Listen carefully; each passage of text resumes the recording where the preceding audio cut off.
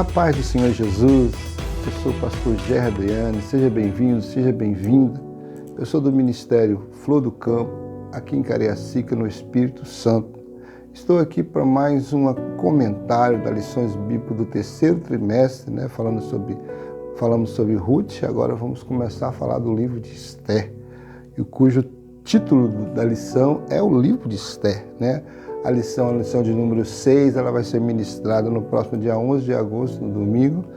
E vamos ler o textuário. O nosso textuário diz assim: porque se de todo te calares, nesse tempo, socorro e livramento, de outra parte virá para os judeus. Mas tu e a casa do teu pai perecereis. E quem sabe para tal tempo como este chegaste a este reino? Esther, capítulo 4, versículo 14. A verdade prática nos diz que a perfeita vontade de Deus é nos guiar por caminhos que levem ao cumprimento de seus eternos propósitos.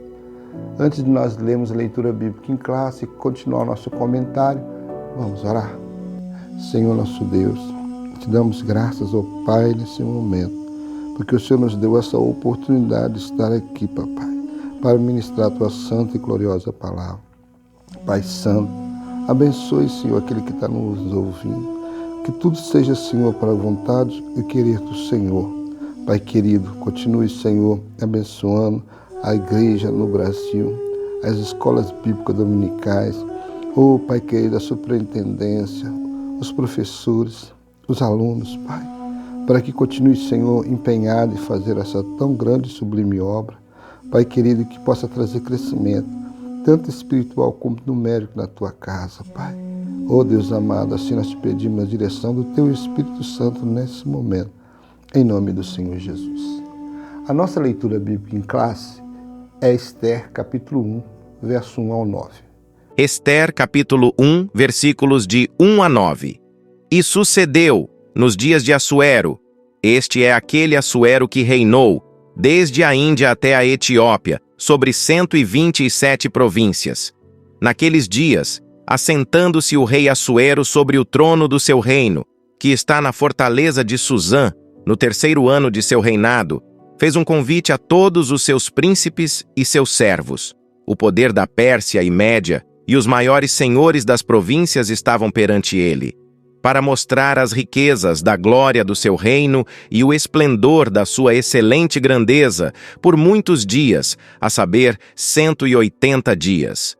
E acabados aqueles dias, fez o rei um convite a todo o povo que se achou na fortaleza de Suzã, desde o maior até ao menor, por 7 dias, no pátio do jardim do palácio real. As tapeçarias eram de pano branco, verde e azul celeste, pendentes de cordões de linho fino e púrpura, e argolas de prata, e colunas de mármore. Os leitos eram de ouro e de prata, sobre um pavimento de pórfiro, e de mármore, e de alabastro, e de pedras preciosas. E dava-se de beber em vasos de ouro, e os vasos eram diferentes uns dos outros. E havia muito vinho real, segundo o estado do rei. E o beber era, por lei, feito sem que ninguém forçasse a outro, porque assim o tinha ordenado o rei expressamente a todos os grandes da sua casa que fizessem conforme a vontade de cada um. Também a rainha Vasti fez um banquete para as mulheres da casa real do rei Assuero. Os objetivos da lição são 3. O primeiro é apresentar a organização do livro de Esther. O segundo é explorar o contexto histórico do livro de Esther. E o terceiro é expor o propósito e a mensagem do livro de Esther. Vamos agora para a nossa introdução. Tivemos 5 lições nesse trimestre falando sobre a história de Ruth. E agora vamos entrar na história de Esther. A introdução diz assim: concluímos o estudo de Ruth. Nessa lição, iniciamos o estudo do livro de Esther. Ruth é cheio de referência expressa ao nome de Deus. Esther, por sua vez, tem uma característica singular e sempre destacada a completa ausência do nome de Deus. Nem por isso o agir divino deixa de estar patente no livro. Esther não contém alusões diretas ao Deus da providência, mas nos apresenta uma história cujo roteiro é por inteiro uma manifestação da providência de Deus. fazendo aqui uma comparação entre o livro que nós acabamos de estudar da última lição, né? O livro de Ruth, as suas 5 lições, as suas primeiras 5 lições, e fazendo uma comparativa agora com o livro de Esther, até a localização geográfica, o tempo cronológico está radicalmente diferente, né? Enquanto o fato se deu na história de Ruth entre Moabe e Belém, né? Começou indo para Moabe, a família de Elimeleque, depois retornando a Belém somente Noemi e agora a sua nora Ruth, também viúva. Então a história se deu naquela região ali que hoje é atual Cisjordânia, ali em Israel, que é a região de Belém. E agora o fato de Esther é totalmente diferente, que agora já é no reino persa, né, no Império Persa, na cidadela de Suzã, que hoje seria o atual Irã. E o tempo também é bem diferenciado, porque a história de Esther de Ruth se deu aproximadamente no século X a.C., logo no início do período dos juízes, né? A gente vai ver que é logo no início, porque só pela filiação de Boaz, que era já filho de Raabe. Raabe foi a primeira, né? Ali logo a primeira cidade foi conquistada, a cidade de Raabe, depois que atravessou o Jordão, então no ministério ainda de Josué. Então foi logo no início da história dos juízes que contou a história de Ruth. E agora nós vemos que a diferença também é que já a história de Esther, ela já é do período pós-exílico, lá por volta do século V, né, antes de Cristo, por volta dos anos 486 aproximadamente antes de Cristo, parece que está escrito aqui no texto, é que vai se dar a história de Esther. Aí vamos ver aí esse comparativo, a diferença da história. Uma coisa também que o comentarista falou aqui, enquanto o livro de Ruth vai falar muito sobre Deus, né, sobre a ação de Deus, tanto na vida de Noemi, de Ruth, de Boaz, agora você vai ver um livro que tem uma singularidade, né, uma peculiaridade. O que é? Não aparece o nome de Deus.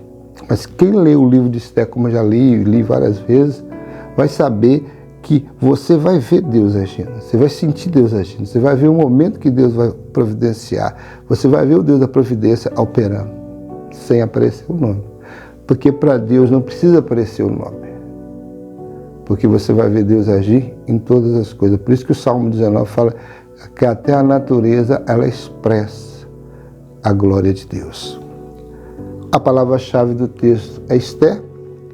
E o primeiro subtópico vai falar sobre a organização do livro, a categorização de Esther. Da mesma forma que Ruth, Esther pertence aos escritos, os 11 livros que compõem a terceira seção da Bíblia hebraica. E nesta seção, também ao lado de Ruth, integra os megiolotes, melhor dizendo, os 5 livros curtos lidos anualmente nas festas judaicas. As categorizações de Ruth e Esther também são semelhantes na Bíblia cristã, no qual figura entre os livros históricos, por sua reconhecida canonicidade. Esther compõe um conjunto de revelação divina escrita, completa e perfeita. Em 2 Timóteo, no capítulo 3, no verso 16 e 17, diz assim, que toda escritura divinamente inspirada é proveitosa para ensinar, para redarguir, para corrigir, para instruir em justiça, para que o homem de Deus seja perfeito e perfeitamente instruído para toda boa obra. Aqui é interessante, o comentarista falou isso, é um conjunto de revelação divina escrita, completa e perfeita. Você vai entender isso durante todo o estudo do livro de Esther, a questão da canonicidade, porque ela foi reconhecida, né, que dentro do cânon bíblico, reconhecida como realmente devidamente inspirada, perfeita, completa.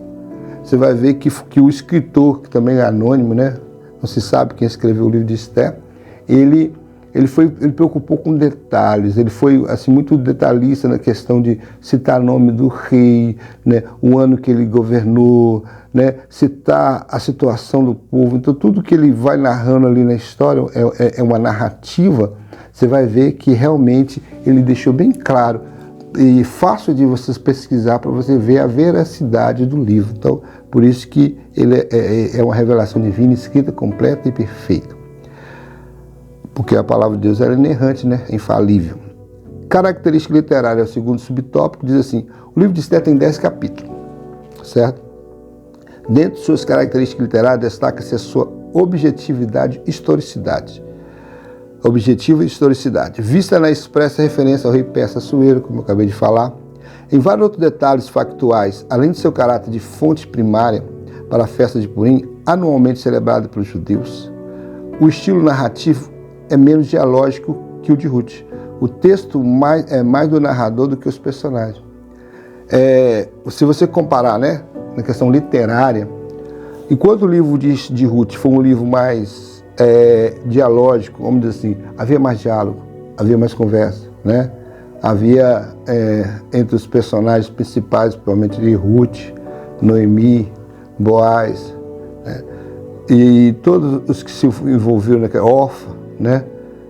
Todas as pessoas que estavam envolvidas na história ali participou. Não era apenas uma narrativa, havia um diálogo, né, presente na literatura. Agora, quando você fala de Esther, ele já é mais uma narrativa, menos diálogo. É mais o texto sendo narrado mais do que os personagens. Você vai ver logo que ele falou que Esther 1, olha só, a historicidade bem objetiva desse escritor. Ele colocou: e sucedeu nos dias de Assuero, Esther 1:1, este é aquele Assuero que reinou desde a Índia até a Etiópia sobre 120 províncias. Olha só, ele não só citou o nome do rei, e até a extensão do seu reinado. Quer dizer, uma preocupação, e depois você vai ver no verso posterior, o 2, naqueles dias, assentando seu rei Assuero sobre o trono do seu reino, que está na fortaleza de Suzã, localizando a capital do seu reino. Lembrando que ele reinava no Império Medo-Persa, que substituiu o reinado babilônico, né, que foi deposto, né, perdeu o poder e foi vencido pelo Império Medo-Persa, como foi profetizado, né, como foi revelado no sonho de Nabucodonosor, que o profeta Daniel revelou não só o sonho, como também o seu sentido dos impérios que haveria, os impérios mundiais que haveriam na Terra. O primeiro é o Império Babilônico, né, pela cabeça de ouro. Do peito de prata seria os Medo-Persas, né, que governaria após a Babilônia.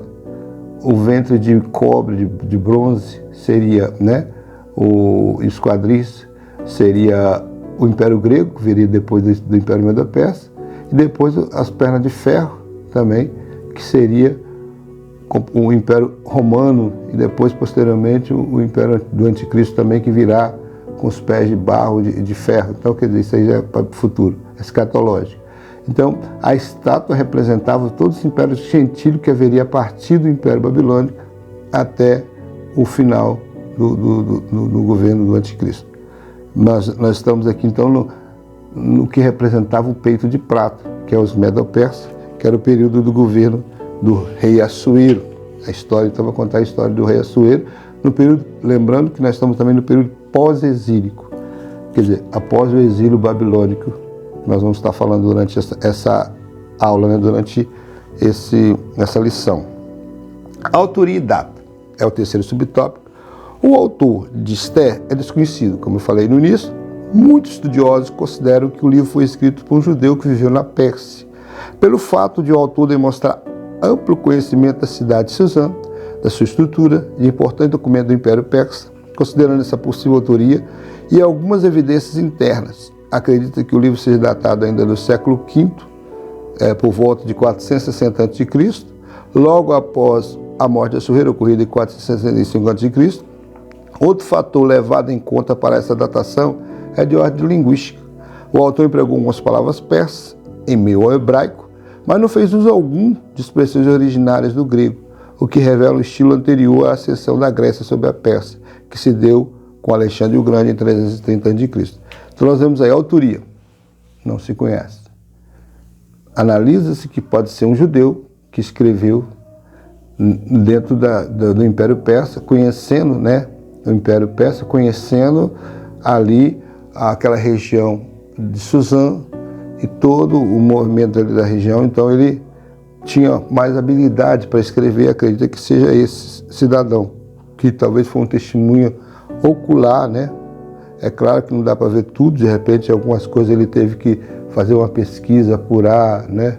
Ir atrás faz até uma comparação com Lucas, né? Porque Lucas também não andou com Jesus, mas escreveu um evangelho, né? Ele vem depois, ele vem no período de Paulo, no período da era apostólica, mas ele escreveu um evangelho.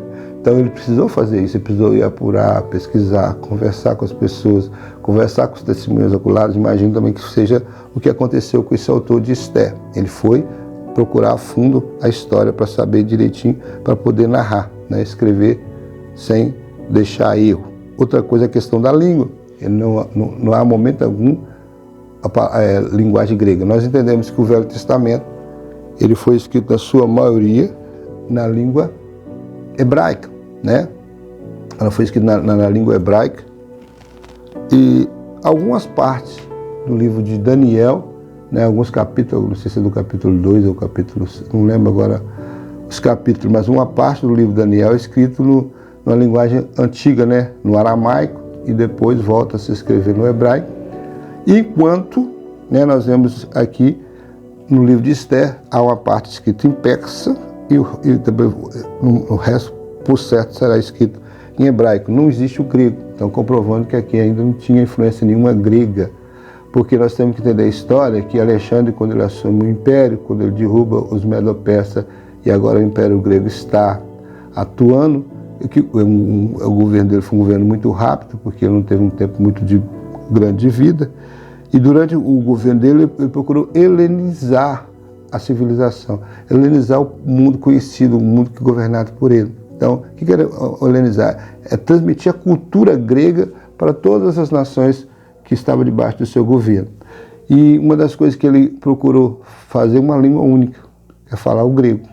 Então, o grego koiné, né, o grego mais popular, o grego mais para o povão, esse grego é que foi difundido. Tanto é que no período em que Jesus, no seu ministério na Terra, a língua conhecida na época, né, que era muito difundida e que o evangelho se difundiu por ela, e tanto é que o Novo Testamento por completo ele foi escrito na língua grega porque era uma língua conhecidíssima no mundo, né? Então as pessoas falavam, na maioria das pessoas falavam o grego para poder comunicar a linguagem comercial, então ajudava muito. Então por isso é provável que essa data seja lá no século IV a.C., por volta de 465, 460 a.C. Por quê?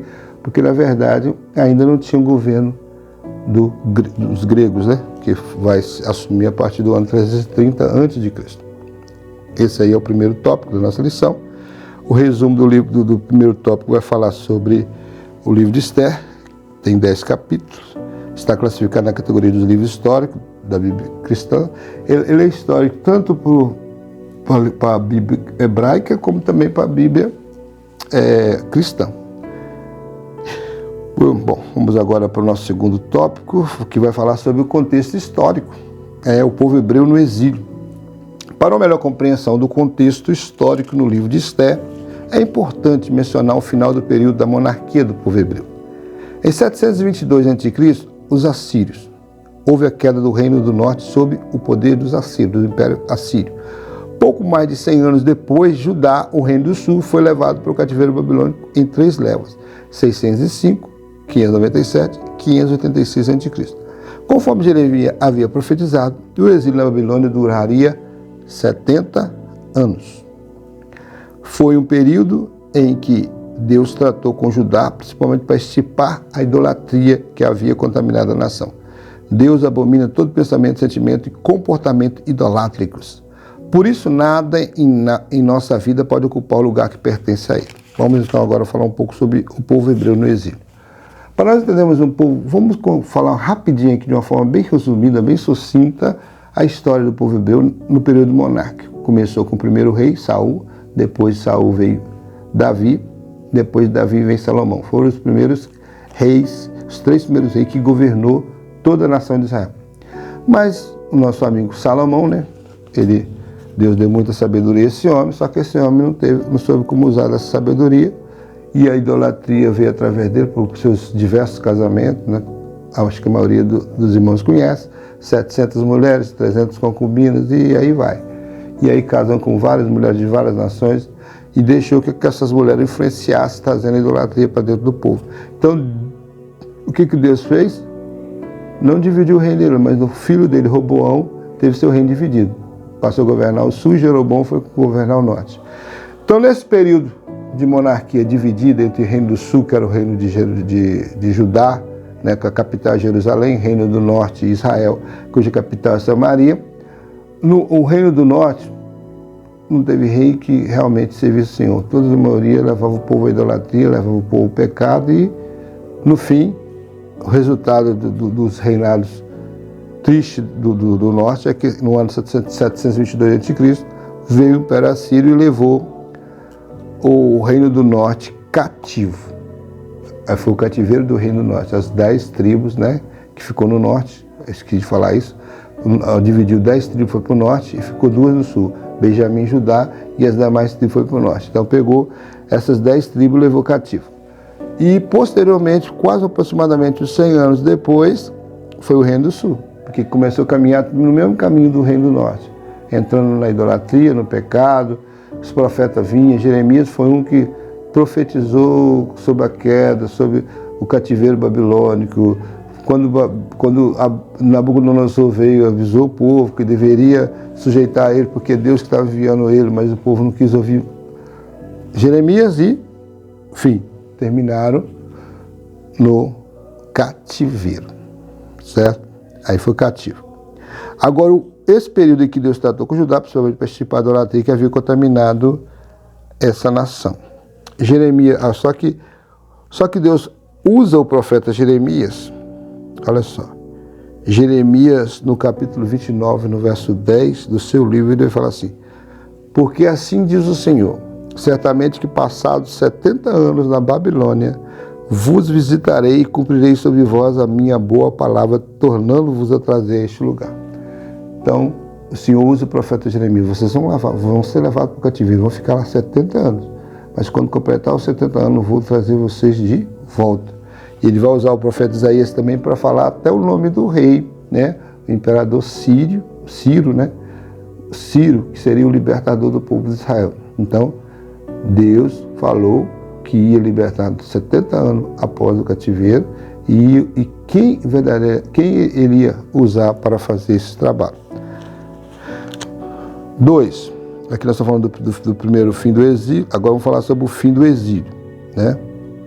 O fim do exílio, ao mesmo tempo, aqui estou falando do segundo subtópico, fim do exílio, ao mesmo tempo que julgava Judá por sua idolatria, o Deus eterno, juiz de toda a terra, exercia seu justo juízo sobre a Babilônia, por sua iniquidade.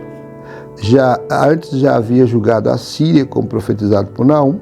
Deus não tem o culpado por inocente. Em 539 a.C., Ciro venceu os babilônicos e anexou seu território ao Império Persa.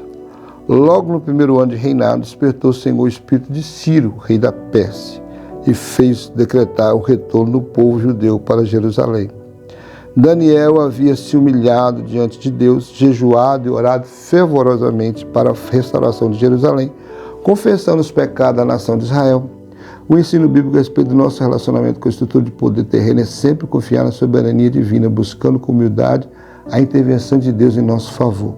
Agindo assim poderosamente, ter uma vida quieta e sossegada em toda a piedade e honestidade, e contribuir para o cumprimento do maior propósito de Deus, que é a salvação de todos os homens, inclusive dos que não governam segundo os valores divinos. Então nós vemos aqui que o exílio terminou. Havia uma promessa e Deus a cumpriu, né? Deus, ele tratou tanto com a Síria, que havia um juízo sobre a Síria, que levou o seu povo do norte em cativeiro, como trataria com Babilônia. Tanto é que quando ele revelou a Abacuque quem seria o povo que ele ia usar para levar Judá em cativeiro, ele ficou assustado, porque foi um povo mais ímpio que seu povo. Mas Deus falou: pode ficar tranquilo, que eu vou tratar com eles. Eles vão ser vara no momento certo, eles vão castigar meu povo, para o meu povo ser rebelde. Mas vai chegar o tempo também do julgamento, do juízo deles. Então, é isso que assim que Deus faz. Então, estava tranquilo, chegou o momento dos babilônios cair, então o exército Ciro, né? Tem aquela história em Daniel, de Belsazar, que era da linhagem de Nabucodonosor, me parece que era até neto, né, de Nabucodonosor, filho da filha de Nabucodonosor. E Belsazar foi beber com as bebidas, usando os copos, as bebidas, todos os indumentários que era usada pelo sacerdote do templo, né, coisa sagrada, consagrada a Deus, ele foi tomar bebidas e adorar os deuses dele, e aí veio o juízo, né, aquele juízo que a maioria das pessoas conhece, aquelas letras escritas ali que só Daniel, já na sua velhice, pôde chegar lá e revelar.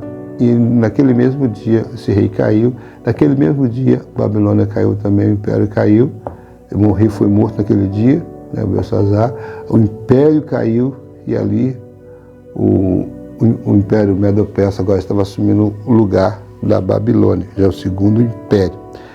E assim eles estávamos ali no exílio, e é nesse momento, no governo dos Medo-Persas, é que vai completar os 70 anos.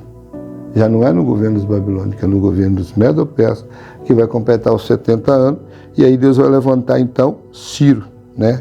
Nós vamos ver aqui Esdras, deixa eu ver o que eu coloquei aqui, Esdras capítulo 1.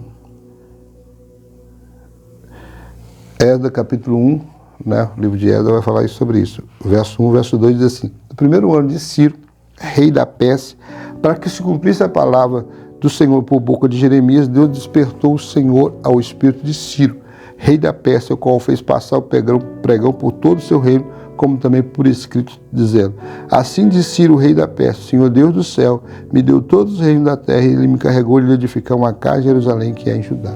Quer dizer, Deus falou pela boca do profeta, né, Jeremias, do cumprimento da palavra de 70 anos, falou pela boca do profeta Isaías, que levantaria o imperador Ciro, e agora está se cumprindo nos dias de Esdras, escrevendo, narrando o que aconteceu no primeiro ano de Ciro, rei da Pérsia, para cumprir o que Deus havia falado, sabendo que Deus é soberano sobre todos os reinos da terra.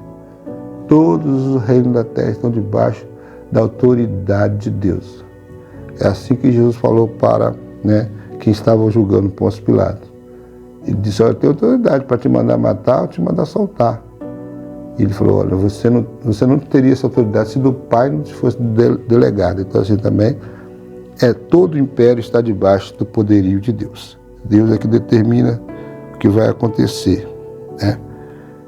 E agora nós vemos aqui o pós-exílio. Enquanto eles ficaram lá, acabou o exílio, então era o momento deles voltar para a terra. Da mesma forma que eles foram levados para o cativeiro em 3 levas, né? No ano 65 levou uma leva, acho que foi Ezequiel, no ano 597, Daniel e seus amigos, e depois 586 a.C. Então foi 3 levas que foram levados em cativo para a Babilônia. Também da mesma forma foi mais ou menos assim, 3 levas voltaram, primeiro com Zorobabel, depois com Esdras, depois com Neemias. Pós-exílio. Esther registra fatos ocorridos na capital do Império Persa, Suzã, entre o primeiro e o segundo retorno dos judeus para Jerusalém. Estima-se que mais ou menos 1 milhão de judeus viviam na região da Babilônia. Mesmo com o decreto de Ciro que permitia voltar para Jerusalém, a maioria absoluta dos judeus decidiu pelo que lhe parecia mais cômodo, permanecer nas cidades que ocupavam na Babilônia. Somente cerca de 50 mil voltaram para Jerusalém no primeiro grupo, liderado por Zorobabel, no segundo ano do reinado de Ciro. Esse período da história é narrado no capítulo 1 ao capítulo 6 do livro de Esdras. Entre o capítulo 6 e o capítulo 7 é um intervalo de aproximadamente 60 anos. É na segunda metade desse período que se passa os fatos do livro de Esther, aproximadamente do ano 483 a 473 a.C. Um período de aproximadamente 10 anos é os fatos do livro de Esther. Nós vemos aí que Deus usou de misericórdia para com Israel, prometeu, cumpriu, levantou Ciro, preparou quem lideraria, né, o retorno a Israel, mas apenas 50 mil aproximadamente que voltou.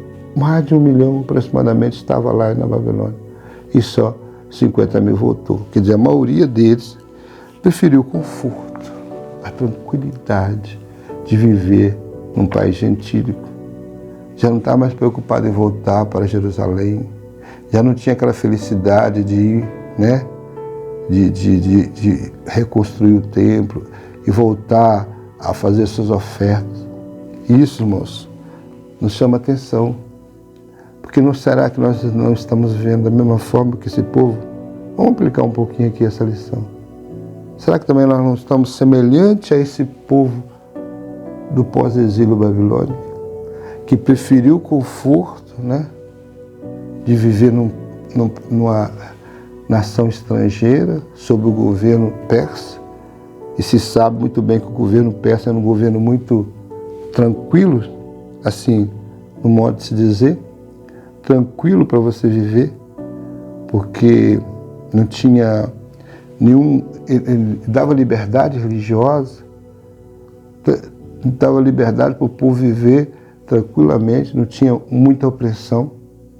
Então, para eles, era muito mais cômodo do que voltar para uma cidade destruída, para um país destruído, reconstruir tudo, reconstruir muro, como foi no período de Neemias, reconstruir templo, como foi no período de Esdras, de Zorobabel, reconstruir a cidade. Eles não queriam, não, eles queriam o conforto onde estavam. Também não é a nós também que estão preferindo às vezes, o conforto do mundo, das coisas do mundo, ao invés das coisas do Senhor. Porque foi assim com esse povo. E eles achavam que estava tudo bem, que ali estava vivendo uma vida boa, para que voltar para o sofrimento? Esqueceu das promessas do Senhor, esqueceu de que a terra que eles habitavam foi promessa. Quando eles saíram do Egito, Deus prometeu a eles aquela terra. Já prometido a Abraão, que iniciou a linhagem dos hebreus, prometeu a sua descendência habitar naquela terra. Agora o povo estava preferindo ficar na Pérsia, né, que é a atual Irã, do que viver, voltar para a sua promessa, voltar para a terra da promissão, né? É para você ver como é que nós estamos, como estava o povo naquele tempo. Vamos lá, então, vamos para o terceiro tópico, fala sobre o propósito e mensagem do livro de Esther. A providência divina. O principal propósito do livro de Esther é registrar o cuidado providencial de Deus com o seu povo, a despeito de suas escolhas fora de seu propósito, ao decidir permanecer na Babilônia, sob o domínio do Império Persa. Os judeus olharam para a estabilidade que imaginavam ter conquistado, não apenas no aspecto econômico, mas também cultural, social, religioso. Os persas tinham fama de benevolência com os povos que dominavam, principalmente quanto à liberdade religiosa. O retorno a Jerusalém exigia renúncia e disposição para uma viagem penosa e para a dura reconstrução de uma cidade totalmente destruída. Para muitos pareceu melhor ficar na Babilônia. Aí nós vamos para o Provérbio 14, 12, que diz assim: há caminho que a um homem parece direito, mas o fim dele são caminhos da morte. E a verdade é essa. Nós temos que tomar muito cuidado, porque esse povo não vigiou. Ele simplesmente olhou e falou assim: aqui é mais cômodo para nós. Aqui nós estamos tranquilos. O povo que nos aprisiona, o povo que nós somos cativos dele, nos dá total liberdade. Como estamos numa posição muito cômoda, para que voltar? Para que sofrer? Ter que reconstruir tudo de novo. O muro está tudo derribado. O templo foi destruído. Tudo, não tem nada em pé naquela cidade. Não, aqui nós estamos bem, mas só que o caminho parece direito. Tem caminho que parece direito. Mas o final dele é caminho de morte. Devemos tomar muito cuidado nessa questão. Se Deus mandou sair, sai. Se Deus mandou ir, vai. Se Deus mandou ficar, fica. Mas não desobedece, não. Como esse povo fez. Tinha uma resposta, tinha um livramento, tinha um cumprimento de profecia, tudo acontecendo segundo o propósito de Deus. Mas o coração do povo não deu ouvido a isso, preferiu permanecer nessa situação mais estável. Eu lembro de Moisés, que estava no Império Egípcio, era filho da filha de Faraó. Estava destinado ao trono, mas a Bíblia lá em Hebreus fala que ele deixou os palácios reais. Preferiu sofrer o vitupério com o seu povo do que herdar algo aqui da terra, porque ele esperava algo do céu. Então, olha a diferença. Ele preferiu sair do conforto, do luxo que ele poderia continuar vivendo e ser um futuro faraó ali do Egito. Mas ele preferiu sofrer a perseguição do faraó, sofrer o traje com o seu povo, atravessar o deserto, mas não ficou no Egito. E agora nós vemos aqui o contrário.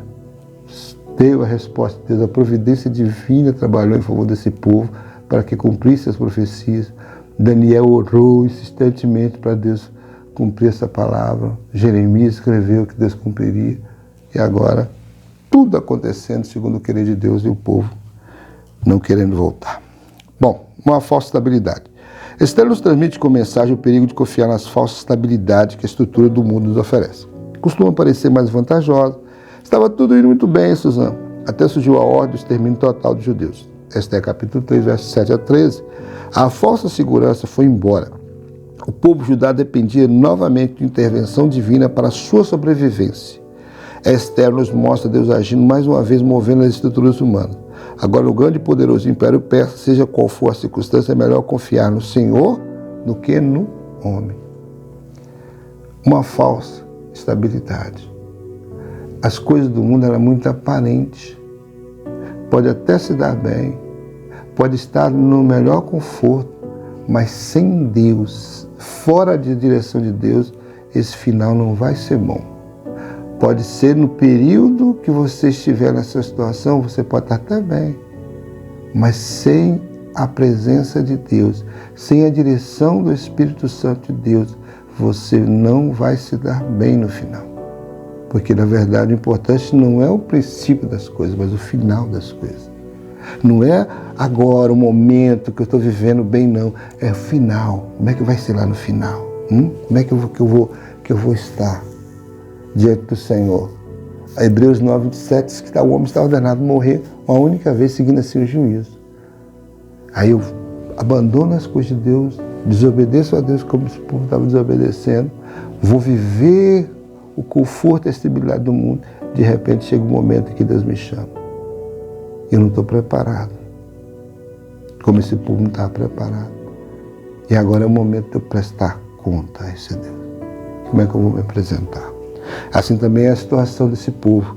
Eles imaginavam que ia correr tudo bem, que nada ia acontecer de ruim, mas veio, capítulo 3, versos 7 e 13, veio o decreto de morte, extermina todos os judeus. Eles nunca imaginaram que ia acontecer, que isso ia acontecer lá. Para eles estava tudo bem. Mas não era assim, Deus estava trabalhando. Então, melhor confiar no Senhor do que no homem. Festa de Purim. O livro de Esther também tem como propósito também registrar a instituição da festa do Purim, ordenada por Mardoqueu, depois do grande livramento que os judeus receberam. Purim é o plural da palavra pur, lançar sorte, conforme Esther 3,7, Amã lançou sorte para fixar o dia da morte dos judeus.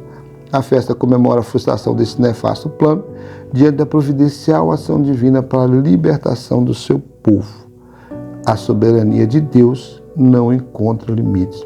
Ele age em qualquer época ou lugar para cumprir seus propósitos. Então nós estamos aqui num livro de Esther, que é a primeira lição que fala sobre esse livro. É claro que nós estamos aqui, vamos falar de uma forma bem panorâmica, bem superficial, porque durante os demais capítulos, demais lições, vai estar falando com mais detalhe. É claro que eu acredito que como aluno você já deve ter lido, o professor também deve ter lido o livro todo e conhece a história.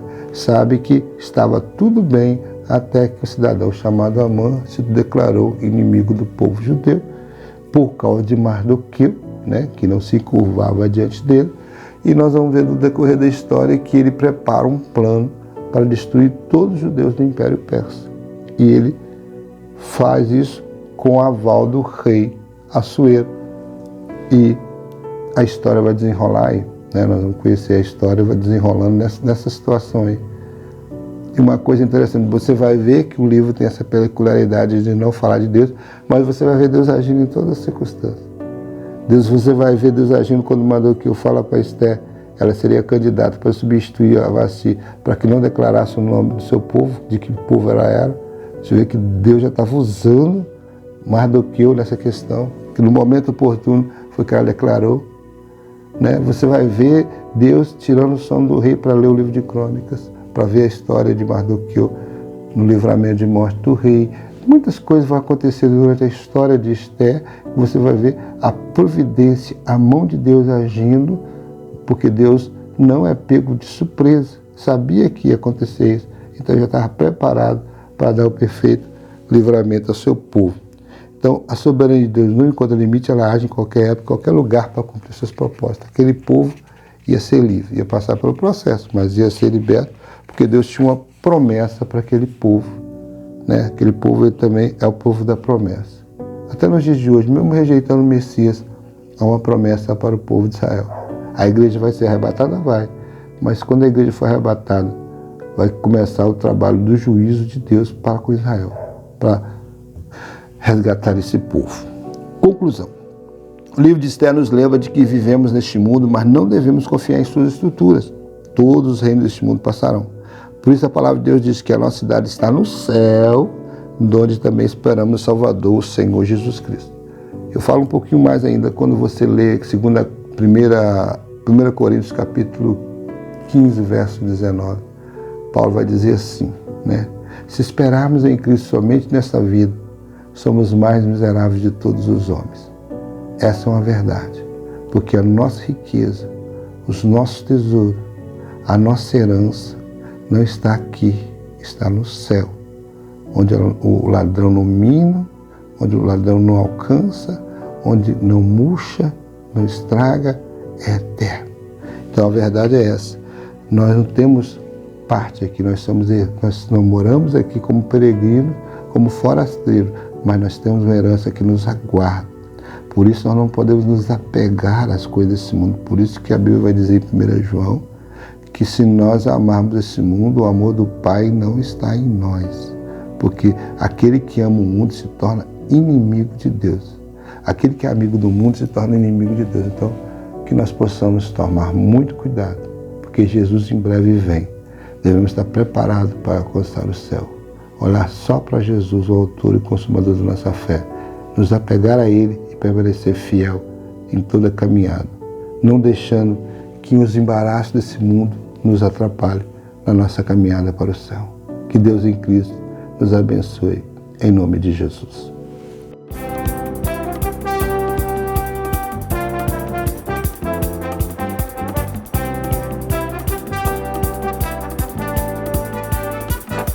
Pense Gospel, anunciando Jesus.